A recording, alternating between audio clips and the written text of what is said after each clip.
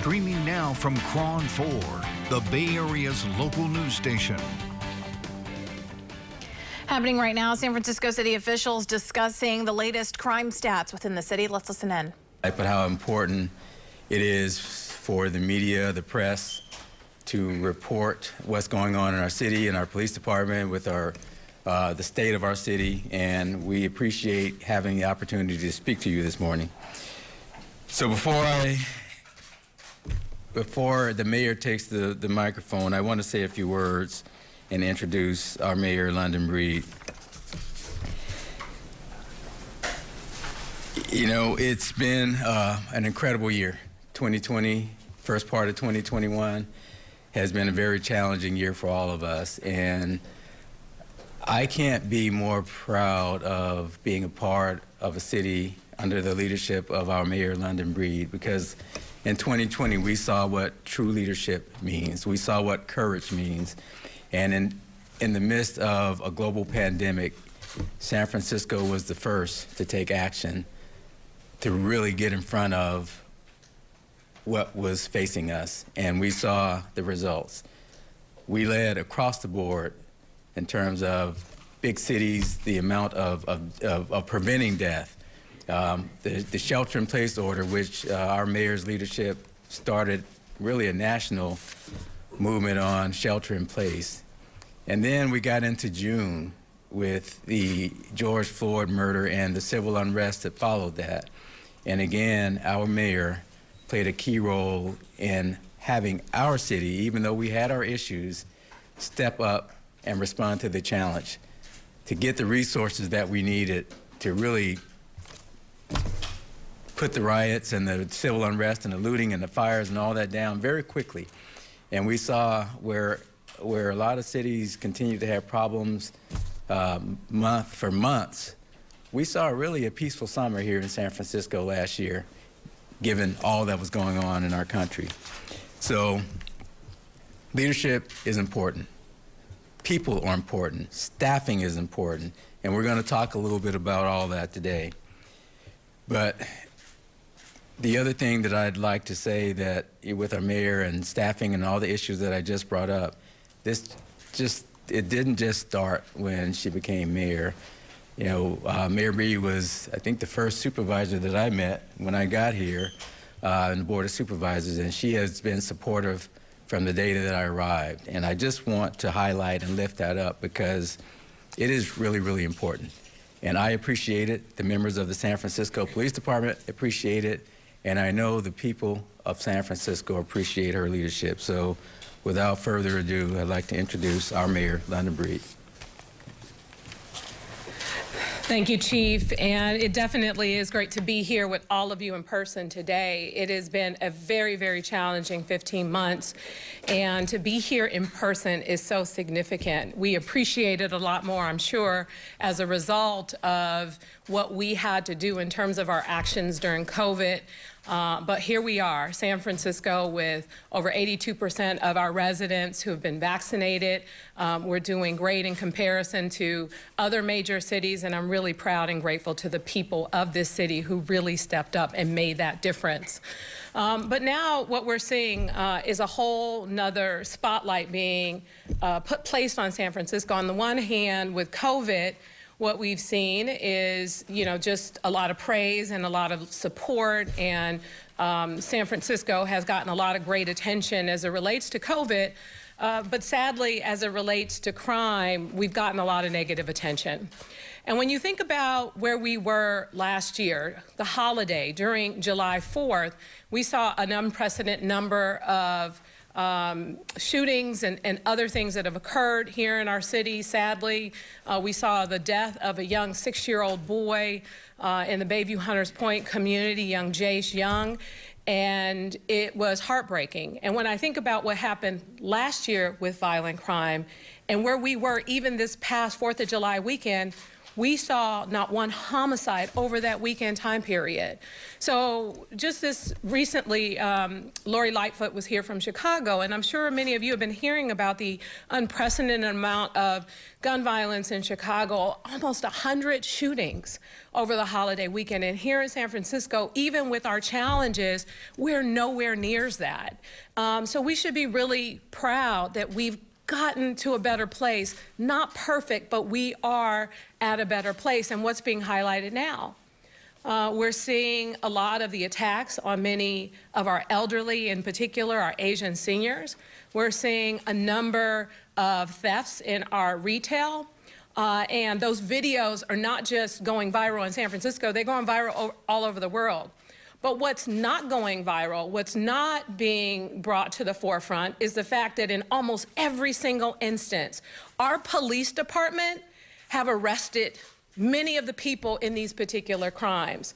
There have been arrests, sadly, in the death of Jace Young. There have been arrests of the guy who we saw the viral video of him riding a bicycle into the Walgreens and stealing.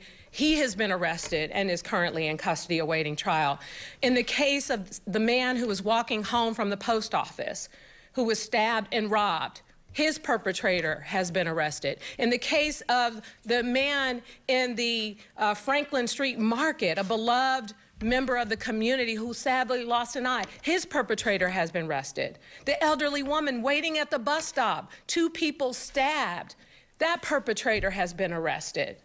So what is not getting the attention is the fact that when you come to San Francisco and commit a crime, you will be arrested by the police department. Our investigators and the work that they do to bring people to justice has been extraordinary. And in fact, when we talk about the burglaries and the car break-ins, at least 1,000 car break-ins every single month perpetrated by 10 groups of people. So when those folks are arrested, we see those car break-ins go down significantly. At the end of the day, we have to make sure that accountability is a part of this. And one of the big conversations that's happening around defunding the police is not taking into account all the incredible work San Francisco has done to invest in programs that help to prevent crimes from happening in the first place. An unprecedented investment of $65 million in my budget to help with street violence prevention, to help with victim services, to help with all the incredible work. I see Lynn Wesley here. Thank you for joining us, and thank you for the work that you do to reach out to the families who sadly are victims of violent crimes. There's a lot of investment going into preventing these crimes from happening. Our wellness teams of folks who are out in the communities checking on those who are suffering from mental illness and drug addiction. Our meth sobering center, our street crisis response team that are responding now to a lot of those calls where people don't know what to do when they see someone screaming and kind of unresponsive in the streets. Mental health beds, an unprecedented investment, 351 new mental health beds. All of these things are a part of our network of trying to address public safety. It's not just about funding the police or defunding the police. It's not just about funding one program over another. It's about a comprehensive strategy to make sure that the right investments are being made to deal with the challenges that exist. So going back to COVID, we used the data, we used the science. When it came to talking about how we should make investments, what we should do as a city. And that's what we did in this year's budget. And so the chief today is going to talk a lot about the statistics because there's a lot of misinformation out there about what's happening in San Francisco. We know that numbers don't matter when you're the victim of a crime, in any capacity, but at the end of the day, we have to use this data to make a decision about our policies and our investments. So in the coming months, we are going to be making some significant changes. We are not prepared to reveal all of our plans to help address some of these issues around these retail thefts and really holding companies accountable like Amazon and other places to not do their due diligence to vet these stolen goods, or the issues around prosecution and misdemeanors and other things, we have to definitely make sure there are tools to hold people accountable. But more importantly, we have to look at the data and allow that to help guide us. And finally, as we move forward, we need police officers. We have a number of officers retiring. This work just doesn't happen. We have a number of officers retiring. We have others leaving the force for different reasons. We at least need to backfill those officers. And I am hopeful that our academy classes and the work that we're doing with our chief to make those investments and to bring more officers into the department and out on the streets to help prevent crimes as well will be significant. In addition to working with our department, our ambassadors, our mid-market plans, all of these great things that we're trying to do has everything to do with prevention and also accountability. We have to react when a crime is committed, but the best thing, the best case scenario is to make sure that crime never happens in the first place. Here in San Francisco, yes, like any major city, we have our challenges. But at the end of the day, we are going to continue to work hard to step up and to do everything we can to make the right investments, to make the arrests, to hold people accountable, and to do what we can to look at and make the appropriate changes to our system for the safety of our city. So I want to thank all of you for being here today. I, again, want to thank the men and women of the police department. And I hope that if you take nothing from this event, this press conference today, that you go down the laundry list of all of those crimes that have been committed here in San Francisco over the past year. And you look, especially the violent crimes in particular, and you look at the arrests that have been made of the perpetrators in those cases. And you start to highlight those in a way that they've been highlighted in terms of when the crimes were committed and the videos went viral. Because if you look at that and you see the incredible work that goes into the investigation part of it, the arrest, and all of the things that this San Francisco Police Department is doing to bring justice to those families who are victims, you would be proud of the work that they've done. I truly am. So thank you all so much for being here today, and thank you, Chief Scott. And at this time, he will go over the statistics so you can see the comparison of the past couple of years of where we are with the crimes in San Francisco and see for yourself. Thank you. Thank you, Mayor Breed.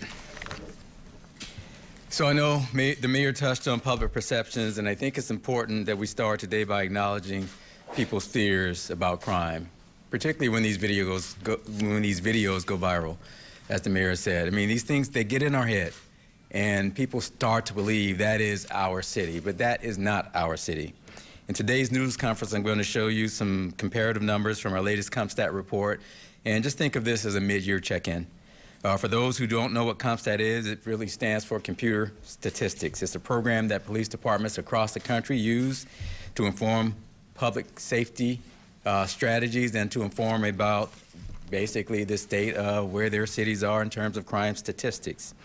It allows us to better deploy to reduce those crimes and prevent them, as the mayor said. The data measure represents incidents, but let me be very clear about something. About two things. Those numbers that you're about to see represent human beings. They represent people, so I don't want to be dehumanizing when I talk about numbers and statistics. We understand, particularly we understand, because we see it day in and day out, that these are people. These are our brothers, sisters, nephews, nieces, aunts, friends that are being victimized, and it's really important that we take a step back and remember that statistics represent people. The other thing is there is no statistic for brazenness.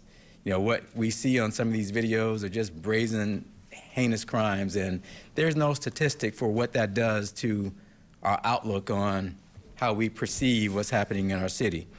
And that's why police officers are so important, because they balance that fear of crime. Most people feel more comfortable when they see officers in their neighborhood. I know I do. And I would venture to say that most of us in this room feel more comfortable when they see officers in our neighborhood. So that's part of the adjustment to balance what we see on these videos with the reality of our officers being on the beat, being on the streets, being in the communities to make people feel safer. These crimes aren't as frequent as many people would think, but it's still unsettling. And as the mayor said, most of these crimes we have solved, and we will continue to do that. So I want to start by really lifting up what's going on here in our city, and it starts with the members of the San Francisco Police Department. You know, I'm the chief of police. You see command staff members on the wall here. The mayor, who's the leader of our city, but really the work is being done by the members, the patrol officers, the investigators that are on the street day in and day out, solving crimes, preventing crimes, intervening, working with the community, and doing what we need to do to keep our city safe. But still, even when we have everything to work right, it seems like it's not enough. And you've heard this cliche before, we can't arrest our way out of problems, and I believe that is true. But we do need to make arrests, make no mistake about it. We need to hold people accountable. The other side of that equation is officers on the beat. I know this mayor, from day one and even before, has been very, very definitive about the need to have officers on the beat. And she supported our budgets, she supported the staffing, and we need to have the staffing to have officers on the beat to balance the other side of the equation. Holding people accountable and making arrests, that will always be one half of the equation. But the other side that we struggle with is keeping enough officers on the streets where you see them in your communities, where we can prevent a lot of what eventually happens from happening. According to CityBeat, and this was the CityBeat poll that was released last month, 75% of San Franciscans want more SFPD officers in high crime areas. 76% of San Franciscans want expanded community policing to their neighborhoods. And 64% of San Franciscans want more SFPD officers in busy areas like Union Square, Hayes Valley, where we have these brazen crimes that we've seen on video, Chinatown included. That's why we are so appreciative of what's happening with the mayor's leadership, with the men and women of our police department, with community members that are calling to staff this department adequately so we can do our jobs. And that is not going to go away. We will continue to advocate for what we need to keep this city safe. Now, we can never lose sight of the fact that every number, as I said, represents a human being, and even when someone has suffered a loss of injury, sometimes the damage is irrevocable. People have to live with these consequences. Homicides, we have people in this room that have lost members of their family to homicides, both in uniform and out of uniform. We have people in this family that have had their houses burglarized, that have had their cars broken into, and we all know how it feels when that happens to you. You don't care about statistics. You don't care the crime is going down or going up. What you care about is it happened to me, and it just turned my life upside down. And we understand that. And that's why it is so important to work with our community. Through the mayor's leadership and the mayor's urging, in October of this year, we established a community liaison unit to help people get through the turmoil of being victimized, to provide a better service. We want to prevent it in the first place, but when it happens, people need support. They need to know how to navigate the system, and they need help. And that's what the Community Liaison Unit does, under the leadership of Deputy Chief Dave Lazar and Commander Daryl Fung. So let's go to our statistics. This is our mid-year statistics, and how we're going to frame this conversation is show you not only year-to-date mid-year statistics, but we're going to take a look back so you can compare where we were in 2016, 17, 18, same time of year. And actually it adds a little bit of perspective, because one of the things that makes this year challenging and unique when we look at statistics is last year was an aberration. You know, we had people that were inside their homes. We didn't have the tourists that we normally have. And so it's really hard to get a gauge on where we are in crime when you only look at last year. So we're going to look at 2019, 2018, 2017, so you can get a perspective of where we are as compared to where we've been. And we're going to start with homicides at mid-year. And as you can see with our homicides, we are up somewhat from where we were this time last year. And if you look at 2019, 2018, 2017, you see pretty consistent numbers mid-year, 2018, 2019, 2020, and then we're up 4 this year. If you go back to 2017, we're down pretty significantly from 2017, even from 2016, and up slightly a bit from 2015. The next slide. Before we move on to homicides, let me say a few things about that. Some of our strategies that we've introduced this year on homicide include a partnership with an entity called the California Partnerships for Safe Communities, and one of the things among the many that we want to do with homicides is really, and this speaks to what the mayor said earlier, really address some of the root causes. You know, our investigators do a magnificent job in terms of solving homicide cases. We're at about a 92% clearance rate for homicides, or 90% clearance rate for homicides year to date. But the other side of that is, what can we do for the individuals most at risk for being involved in a shooting or a homicide, either as a victim or as a perpetrator? What can we do for those individuals and their families to try to prevent it? Our strategy moving forward is to really get to that issue, and that speaks to the funding that the mayor talked about, this partnership with the California Partnerships for Safe Communities. We've hired life coaches to identify people who are the most at risk, which coincidentally are people of color, black and brown men, and we really want to address it from that angle. Now, that's not necessarily policing. We are a conduit to get services to these families that are the most at risk. But I want to be clear, our job is to prevent crime, to solve crime, and to get other people involved to address those issues to make this situation better. Let's go to gun violence. When you look at gun violence since 2016, this is where we are having some challenges. As you see, 2021, we're almost double where we were this time last year in terms of gun violence. And this reflects shooting victims in both fatal and non-fatal shootings. 2020, 2019, we were in the mid-50s.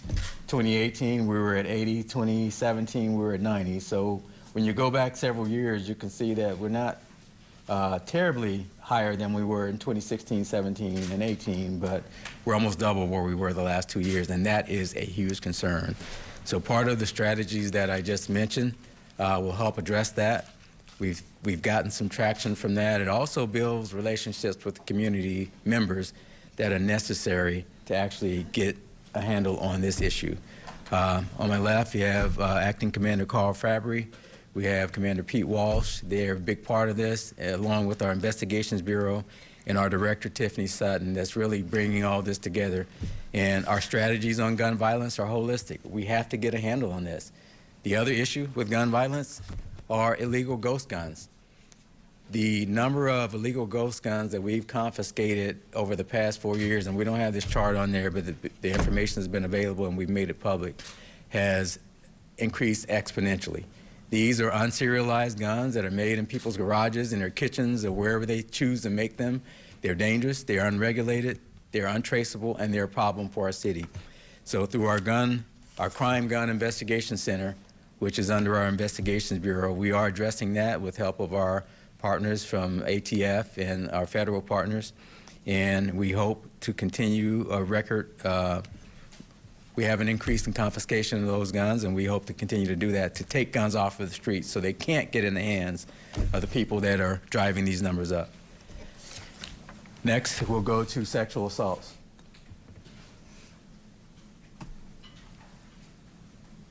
So as you can see, here's an area that I'm pleased to say is far below where it was the last few years. When you look at 2019 to 2020, there was a significant drop in sexual assaults. And 2021, we continue to go down in that area. Still, that's 88 victims that have been sexually assaulted, far too many. Our investigators in our Special Victims Unit are responsible for investigation of these crimes.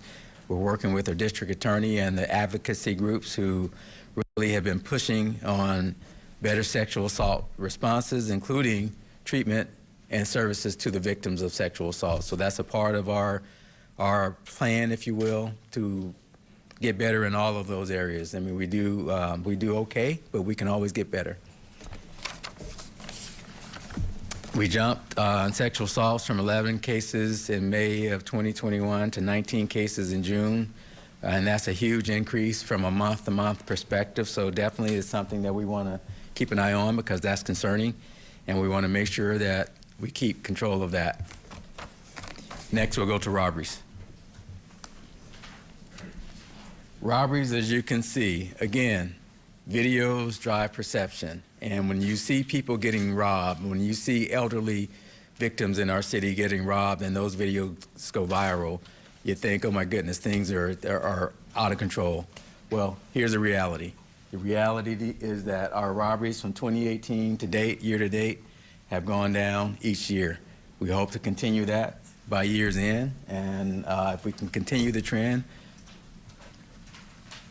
we hope to keep this going. Now, robberies are one of the categories where cops in the street matter. And hear me on this one. Police officers in the streets really matter when it comes to driving down robberies, because people are less likely to rob people when they see officers nearby. That's just a reality. It's proven, it's tried and true. It matters. Deployment matters, and I'm going to say this over and over again because I can't say it enough. We need officers on the streets to keep this going in the right direction. And some of our high traffic corridors, particularly our tourist areas, people walking around, enjoying themselves when they come here and visit our city, we have to see police officers out there.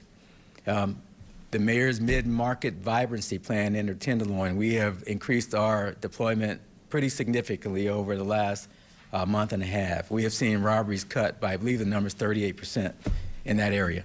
It matters when police officers are on their beats, particularly foot beats, and when they're able to stay out on their beats, robberies go down. So we want to continue that trend and make sure that we keep that going in the right direction. Aggravated assaults is our next category. And if you look at the 5-year period, again, this is some of the videos that we see, aggravated assaults that are happening that go viral. But when you look at where we are now compared to where we were just 3 years ago, we're actually doing okay.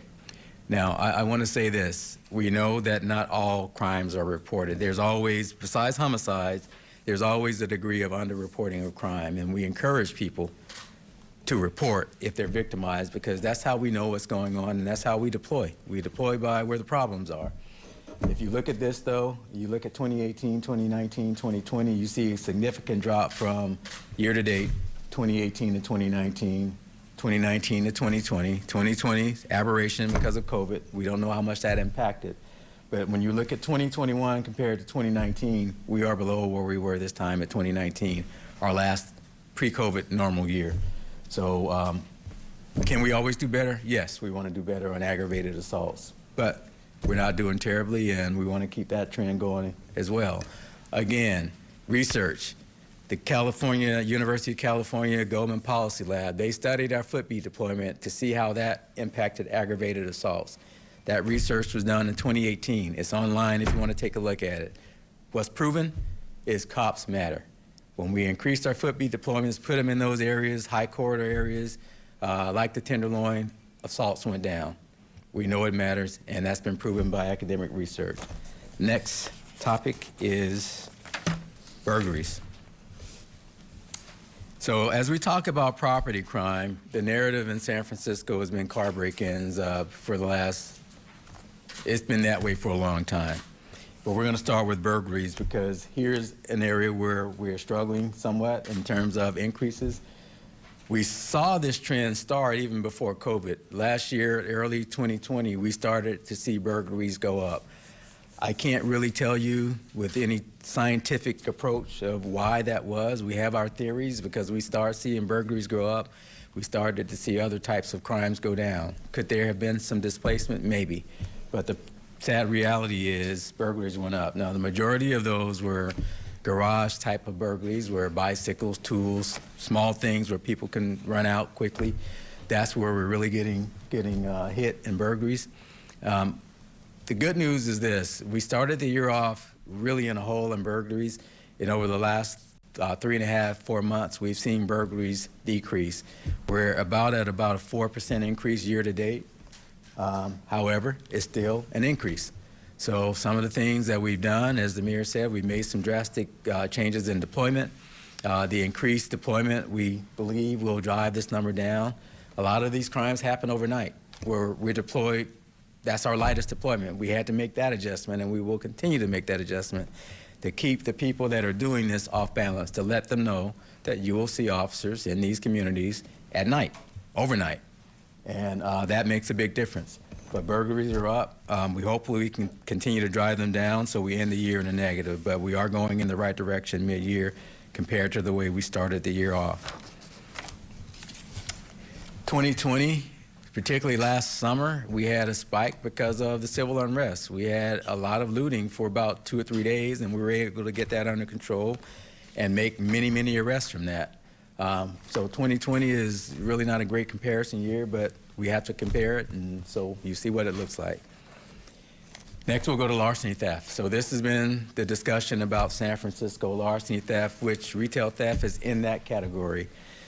As you can see, from 2017, and these are, again, mid-year numbers, to now, it's been a steady decrease in this category. Now, I will give you, not every crime is reported, but we can only go by what we know. It's been a steady decrease. It's counter to the narrative when you see a video and you think, oh my goodness, San Francisco is just out of control. The statistics are counter to the narrative. Not to say that these things that are happening, they're brazen, they're heinous, they need to be stopped, people need to be held accountable, but the reality of the statistics are in front of you. With that said, there is much work to be done in retail theft. We have to work with the retailers and community members, and a lot of the things that the mayor said are coming into play, and it's challenging. It's very challenging. But what we can control is what we can control. That's our deployment, that's our strategies, our tactics to drive this down, to give the DAs the best cases that we can give them, and make sure that we are relentless, that when these crimes do happen, particularly when they're crews that have been mentioned earlier, that we identify who they are, the people that are perpetrating these crimes, and that we bring them to account for these crimes. And we actually do a pretty good job at that. But we got to get better, because this is something that people, it's personal to me when people look at our city and they think what they see on the video is what this city represents. We all live here, work here. This is a great city. And it's a safe city. But you wouldn't think it when you see a video of a man riding into a local pharmacy and having at it with whatever he wants to have at it with. He's in jail. And I want to send a message to others who have that idea. You will go to jail. We will catch you. Eventually, we will catch you. So let me make no mistakes about that. We're very good at what we do. We're committed to what we do. And we're going to keep going until we catch the people that are responsible for these crimes. So this is the reality of what we look like theft mid-year. And we hope to keep that going in the right direction and lessen the frequency of these viral videos that we keep seeing on the news and on social media. Next category is car break-ins. Here's the other thing that tends to go viral on the videos, car break-ins. Now, when you look at where we were in 2017 mid-year, it was the worst year we had ever had, 2017 car break-ins. We ended that year with over 31,000 car break-ins. We shifted our focus. We still made arrests, but we shifted our focus away from the apprehension part as much, more to footbeats and deployment in areas where we were getting really hurt with car break-ins, and we saw a dramatic turnaround almost instantly. You see 2017 to 2018 year-to-date, we ended 2018 significantly lower, almost 40% lower, if my memory serves me, on car break-ins. That continued in 2019 and 2020. So 2021, we're starting to go back up, and we will get a handle on that. Deputy Chief Lazar, Assistant Chief Redmond, Commander Walsh, and Commander Ewens, before she retired, put together a plan that we believe will make a difference. Officers on the beat, more officers on the beat, in the corridors, particularly where people visit our city, the iconic places, the Palace of Fine Arts, Lombard Street, the beach areas, Fisherman's Wharf. That's where our problems are concentrated, and that's where we will be. We have to be there. We have to be consistent about our deployment, and we will continue to make arrests, but we also want to prevent some of these things from happening and drive some of this down, because as you can see, we are up about 700 crimes from where we were this time last year, and that is unacceptable. So we'll continue to put work in that area. We're willing to do the work. We need the officers to do it. But we're going to make do with what we have until we start to get academy classes through. We'll make it happen. And this is the image of our city that we're talking about. So we want to make sure that we take care of people understanding that you can come to San Francisco. It's a safe city. The SFPD, the mayor, our elected officials, we got your back. Next category. Auto thefts. So auto thefts are up. That's a 2-year trend. We started to see that also at the beginning of 2020 before COVID, and that trend has continued, not as significantly from 2019 to 2020. It's a less of an increase this year, but it's still up. And that is also an issue that we need to get a handle on. If you look at where we were back in 2015, we're down pretty significantly, but it's after a good year in 2018 and it went up a little bit in 2019, we're starting to go back up, and it's pretty significant from 2019 to 2021. So this is an area that we're going to focus on as well. And again, these are hard crimes to solve, but we're going to do everything that we can to keep this under wraps and keep this under control as well. The auto thefts are middle of the night type of crimes as well, and that's where nighttime deployment can impact this some. It's a very difficult case. Most of our auto thefts, we believe, or we recover a lot of the cars, or they get recovered in other jurisdictions.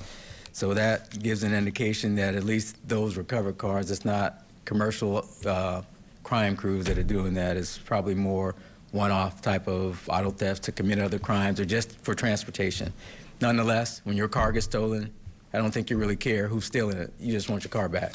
And so we have to do all we can to make that situation better. So that is our mid-year statistics. As you can see, when you look at these over time, I think it paints a much different picture than watching a video that goes viral. And I don't want to be dismissive of the videos that have gone viral because they're brazen, they're heinous, and they're awful. And we need to prevent those things from happening. And when they do happen, we need to arrest the people that are doing it. However, we want to keep perspective on the reality of what's really happening in terms of crime activity in our city, and I hope this provided some perspective for you. So that concludes our presentation. We'll be available for some questions, and thank you. Chief, we're talking a lot about crime. It's coming back. COVID's over. It's starting to be felt on the streets of San Francisco. We're talking about long-term solutions, but what are you going to do right now to prevent the crime in San Francisco? A couple things, Phil. The deployment that I talked about, we know that that makes a difference. So right now, if you go to parts of San Francisco that I mentioned where we're having car break-ins, you're going to see increased deployment. We've already made that adjustment. If you go to the Tenderloin, the mid-market area, that drives a lot of our aggravated assaults just because of the street behavior, you're going to see more officers out there. Now, the officers that are out there are there to be out there so they can prevent some of what is happening from happening. The other side of that, well, in the Tenderloin, you saw an increase of almost more than double from what was out there prior to the mid-market vibrancy plan. With our, we have what we call the tourism area plan, and that's 16 additional officers. That's all that they do. That just was stood up last week. In addition, we're going to supplement. We have to supplement some of this with overtime. When we see spikes, we make adjustments, like we always do with violent crime. In the Bayview, you see more officers on the 3rd Street corridor. So the key to this, unfortunately, we have to do it this way because we don't have an alternative. We have to stop doing something else to address these issues, and that's what we're willing to do. Once deployment is higher, you don't have to pull one officer off to put that officer on something else, but right now we're going to do what we have to do to make the adjustments. Chief, you're making the case that you'd like to see more officers. How many more officers would you like to see? How many do you have now? Well, we're about 400 officers short, and with our budget, it's going to probably keep us on par. If we don't lose as many as we anticipate that we might, we can grow a little bit. But this is not a one-year thing. You know, the mayor did all she could to at least keep us from getting smaller. it's not a one-year thing. You got to balance that with the recruitment reality. Recruiting right now in policing is very hard. You know, we have to be able to recruit to get people in the academy. So we're going to do all we can. You know, we've changed some of our recruiting strategies. We want to retain the people that we do hire, but we're about 400 short. So the reality is we can't, you know, it's a fact that we need more officers. We're not going to make that an excuse. We're still going to do our jobs. We're going to continue to ask for more, yes, because we need more, but we're going to continue to do our jobs. Chief, I wanted to ask you a question about working with the district attorney's office to try to come up with a plan to deal with this, because I think a lot of the frustration that a lot of people feel, or at least it's been expressed to me, is that a lot of these people are either repeat offenders, or they're out after having committed a crime recently, or they're recidivists, or at least one case they either removed an ankle monitor or committed a crime while on an ankle monitor. Adding more police officers sounds good. Is there a more comprehensive strategy that can be reached using with the district attorney's office and with the judges? Well, we can and we shouldn't influence the courts. The judges do what they do. You know, we're not always happy with, you know, decisions that are made, but they are judges. They have that expertise. What we do with the district attorney's office, what we've been doing and what we will continue to do, you know, a few months ago, you all recall, the mayor brought us all together, not just the district attorney and police department, but the sheriffs, the probation, adult and juvenile. We have to work better together. With the district attorney's office, with these repeat offenders, Christian, that you're referring to, our investigators work very closely when we have a repeat offender to advocate to the district attorney's office for detention, at least until that court case goes to whatever hearings it's going to go to, either prelim or trial if it goes that far. We need some of these folks to be detained. We're getting some traction on that. Maybe not 100% traction, but it's much better than it was a year ago, I will tell you that. And that's because our investigative team are working with the district attorney's team, and we're saying, hey, if a person's been arrested 5 times, when do we detain them? Even if they got an ankle monitoring system, because they still commit crimes. We know this because we've been able to prove crimes that way. When do we detain the person until they have their day in court? And for some people, that needs to be done so they're not victimizing more people while they're waiting on their day of court on their previous case. That's been a source of frustration, I must admit. But we are working with the district attorney's office. We've gotten some traction in that area, and we're going to continue to push for that. Chief, as we try to recruit officers, what's the biggest challenge? I mean, it's so competitive right now. It costs so much to live in San Francisco as well. Is that one of the big challenges? And have you forecasted how long it will take to fill those 400 positions that you need? Well, yeah, you know, people that want to work for a big city police department, I'm gonna put a plug for our department. There's none better, and you can't get the experiences that you get working for a major city like San Francisco and some of the others. This is no disrespect to smaller departments because, you know, city sizes are city sizes, but it's a different experience. And some people want to work for major city police departments. So we have to take advantage of that. We have competitive salaries. Cost of living is what it is, you know. We all have to bear through that. And the fact of the matter is, last year did not help us at all in terms of recruiting. We lost people that we had offered employment to because last year was so chaotic. They just, you know, wanted to take a step back and think about whether they wanted to be in this profession. Last year was a challenge. We saw recruiting go down across the country. We saw less people wanting to be in this profession. As things start to stabilize, which I believe they have, I think you'll see more people wanting to be. This is still a great profession. You know, I'm 32 years into this, and I love every day of it, and I've loved every day of it. And I think most of us that really came here to help people and be public servants, they do love it. So, yeah, we got a bump in the road with last year. We were having kind of downward recruiting. Our classes are smaller in the academy. But that turns around by you have to have a department that people want to work for. It helps to have a supportive mayor. It helps to have supportive command staff. It helps to have good salaries, good benefits, and stable work environments. It helps to have, you know, good equipment. So all those things come into play. But the bottom line is we just got to keep grinding and going out there and recruiting. And, you know, we want to recruit diversity. We want to recruit the right type of people, people that want to do this job for the right reasons and do it the right way. That's really important. And, you know, if you're not in that mindset, you need not apply, because we need the right type of people to do this job. Are there projections on how long it could take, though? That was the second part. Could it be 5 to 10 years? It could be, because in 2008, 2009, when the Great Recession happened, because of the budget issues in the city, the department was downsized. You know, we were still recovering from that some 8 years later. You know, it's very hard to hire masses of people in 1 year. We have limited capacity with how many people we can run through our academy because of, you know, staffing and instructor time and all that. So this is a multi-year thing, and you have to have some vision, which we have with our mayor, which we have with me and our command staff, and it's going to take time. And we have to be patient, but we can't let that be an excuse for not doing what we need to do. We know that's a challenge. We're going to work through it, and we're going to do our jobs in the meantime based on whatever we get and whatever we get staffed with. Chief, do you believe that the district attorney, you're talking about holding people accountable after you've arrested them. You go out and arrest them and you say they should be held accountable. Is the district attorney and the court system holding these people accountable? Look, for me, I think we'd like to see more traction. And this is not a knock or finger pointing, so I want to be very clear on what I'm saying. We want to see accountability. We have to focus on us, though. You know, we have to focus on us. Do you believe the district attorney and the courts are holding people accountable? Because you say as well that they need to be held accountable after the police arrest, and you want that publicized.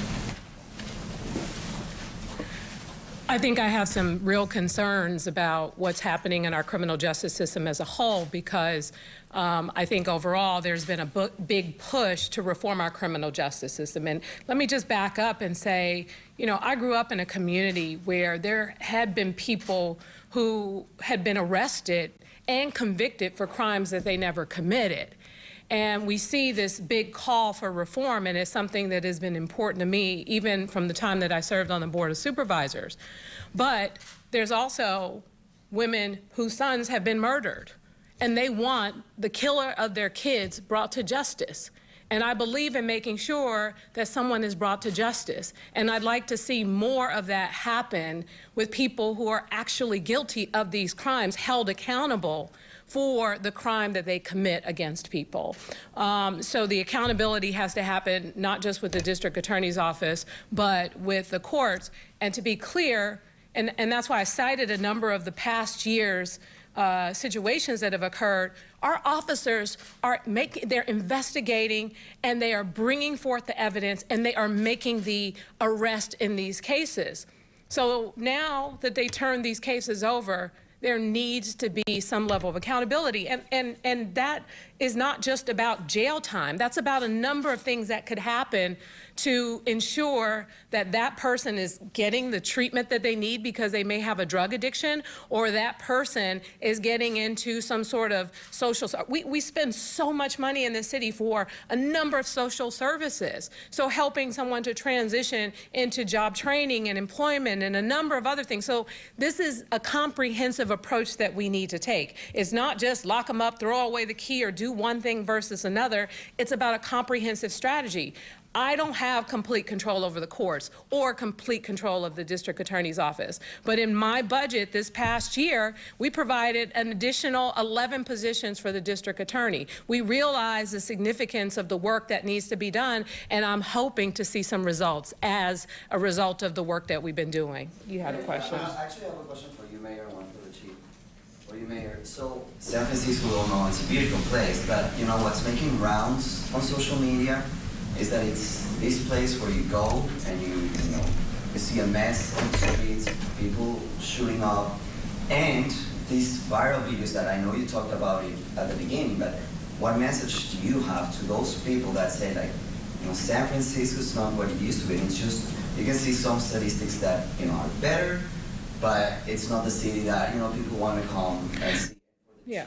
And then before you go to the chief, I just want to say San Francisco is a major city. It's one of the most dense cities in the country. When you go to places like New York, Chicago, LA, you see sadly some of the same challenges. So let's not pretend this problem, and even outside of the United States, let's not pretend this problem that exists here is unique to San Francisco. The fact is, yes, we do have challenges. The fact is that 3 times, sometimes 4 times a day, there are cleanup crews in UN Plaza, power washing, cleaning up after grown people, and constantly doing what we can to keep our city and our communities clean. Yes, there's a lot more work we need to do, and that's why coming up with these plans, that's why the ambassadors and the deployment and hiring a number of nonprofit agencies who hire formerly homeless people that we help transition into housing to help us keep our streets clean, to be the ambassadors for the community so that the people who not only visit our city have better experiences, but also the people who live here, the folks who are pushing their strollers, the elderly folks who are down there shopping. Our goal is to do everything we can, especially as we reopen, to clean up our streets, to address crime, to hold people accountable, to make those situations that you're talking about not the norm, to make sure that people understand that they won't be tolerated and there will be consequences for those kinds of actions that occur in our streets. Mayor, this is going to be the last question, but we do have members of the command staff available for one-on-ones afterwards. It looks like you need some help, and the police department needs some help. Congress has the power to change the Constitution, to make it law. What do you think you can do? They passed in Sacramento with the hate lately. Congress can act on this. If you testified, you went to Congress for your community and your neighborhood to change the housing right law. That's something you think you can do? I think part of it, you know, when we talk about changes to laws that we can't necessarily control locally, one of the biggest laws that I want to address and make a change to is a state law that allows us to conserve individuals who are mentally ill. Senator Scott Wiener did legislation on the conservatorship legislation that doesn't go far enough, because the fact is we have to wait until someone is detained, held on a 5150 at least 8 times before we even go through a process to get a person conserved and into the services that they need. So yeah, laws do play a role, and some laws aren't necessarily within our control, but whatever is within our control here in the city in terms of our resources and our policies, we're going to implement, we're going to push those things through, and we're going to do everything we can to make sure that people feel safe when they live and visit and work in our city. And that is an ongoing thing, and it's an ongoing thing that any other major city would have to tackle as well, and we are committed to doing just that. Thank you. Thanks, Mayor. Thank you, Mayor. Okay, we will have command staff around for a few questions, and as I close this out, I just want to again thank Lynn Westry, who, you know, I mentioned how important it is to work with members of our community like Lynn. Lynn works for the Department of Public Health, but she is also a San Franciscan and a community member that's very involved. And, you know, those partnerships with Lynn and people like her are so important, so we can keep these statistics that you saw, keep people from being victimized, and when they do, to provide the services necessary to get them through what they have to go through after they're victimized. So I just want to say thank you publicly to Ms. Westry and her team at DPH and many community members that we work with day in and day out to make our city safer and better and stronger. So thank you all. We'll be around for questions.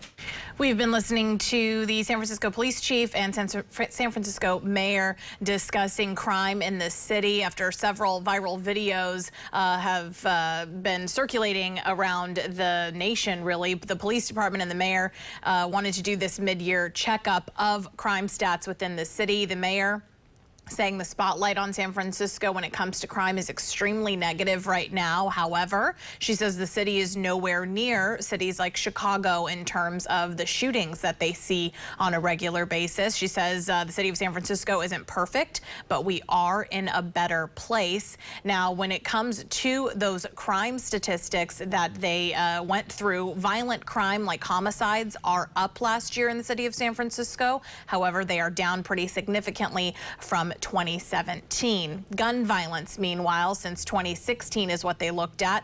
That's where the police chief said the city is having the most challenges, almost double where we were last year in terms of